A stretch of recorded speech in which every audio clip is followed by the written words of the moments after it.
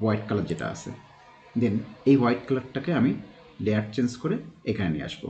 এই যে অলরেডি আমি কিন্তু এখনও হ্যালো ভিউয়ার্স, আমরা এখন অটোক্যাডের একটা গুরুত্বপূর্ণ কমান্ড ম্যাচ প্রপার্টিজ সম্পর্কে জানব। যারা ম্যাচ প্রপার্টিজ সম্পর্কে জানেন না তারা এখান থেকে দেখে নিতে পারেন। দেখুন, আমরা এই জায়গাটাতে একটা কমান্ড দেখতে পাচ্ছি, ম্যাচ প্রপার্টিজ। আপনারা যারা এক্সেলের ফরম্যাট পেইন্টার অপশনটা ব্যবহার করছেন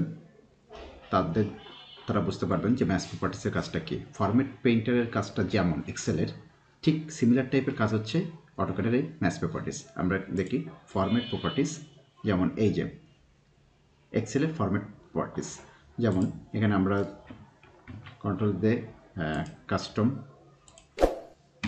এখানে এমপিএ এটা ক্লিক করলাম, তাহলে এখানে আমরা 10 দিলাম, এই যে এমপি চলে আসলো। এখন আবার আমরা 10 দিলাম, এখানে কিছুই নাই। এখানে কি করতে পারি, এটা সিলেক্ট করে ফরম্যাট পেইন্টার, এই যে এমপি চলে আসলো।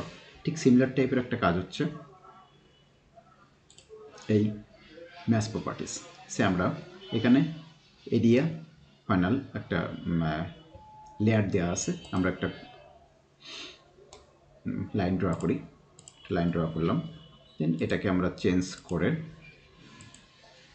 কমান্ডটা চেঞ্জ করি, সো এটা দিলাম, আর একটা লাইন ড্র করলাম, এটা আমি আরও একটা লাইন ড্র করি ডেল কমান্ড দিয়ে, এটা। এখন এইখানে তিনটা লেয়ারে তিনটা লাইন ড্র করে রাখছি। এখন সহজে যদি আমরা লেয়ার চেঞ্জ করতে চাই সেক্ষেত্রে আমরা এই ম্যাচ প্রপার্টিসটা ইউজ করে করতে পারবো। ম্যাচ প্রপার্টিসে ক্লিক করলাম, ক্লিক করার পরে এখন এটাকে আমি সিলেক্ট করলাম, হোয়াইট কালার যেটা আছে, দেন এই হোয়াইট কালারটাকে আমি লেয়ার চেঞ্জ করে এখানে নিয়ে আসবো। এই যে অলরেডি আমি কিন্তু এখনও ক্লিক করি নাই, চলে আসছে। দেন এই যে এই লেয়ারটা এখানে নিয়ে চলে আসছে, কন্ট্রোল জেড দিয়ে নিয়ে আসলাম।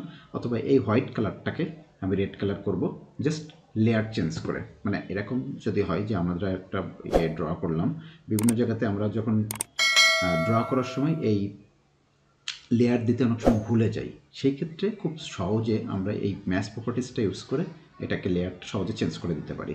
এবং এটা শর্টকাট এ ক্লিক করলাম, করার পরে রেডটাকে ক্লিক করলাম, দেন এই হোয়াইটের উপরে দিলাম, যে লেয়ারটা চেঞ্জ হয়ে গেল।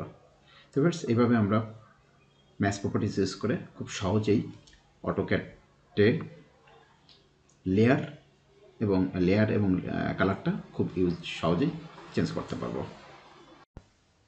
তো আজ এই পর্যন্ত, দেখা হবে পরবর্তী ভিডিওতে। ধন্যবাদ সবাইকে।